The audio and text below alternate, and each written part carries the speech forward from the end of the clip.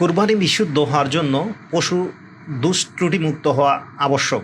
আল্লাহ তাআলা বলেন, আমি সব জাতির জন্য কুরবানির বিধান রেখেছি, যেন আমি তাদের জীবনকরণ হিসাবে যে চতুষ্পদ জন্তু দিয়েছি তাতে আল্লাহর নাম স্মরণ করে। সূরা হজ আয়াত 34। কুরবানির পশু সব ধরনের শারীরিক ত্রুটিমুক্ত হওয়া জরুরি। গুণগত দিক থেকে উত্তম হলো পশুটি দেখতে সুন্দর, নিখুঁত বা দুষ্ত্রুটি মুক্ত, হৃষ্টপুষ্ট, যে পশু দেখলে পছন্দ হয়। আবু সাইদ খুদরি রাদিয়াল্লাহু তাআলা আনহু বলেন, রাসূল সাল্লাল্লাহু আলাইহি ওয়াসাল্লাম শিং বিশিষ্ট ও মোটা তাজা একটি মেষ কুরবানি করেছেন।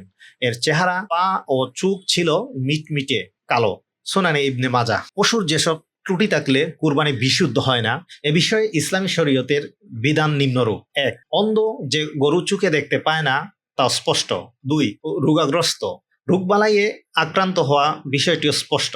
৩. পঙ্গু, যে পশু হাঁটাচলা করতে পারে না। ৪. আহত, যার কোনো অঙ্গ ভেঙে গেছে তা স্পষ্ট।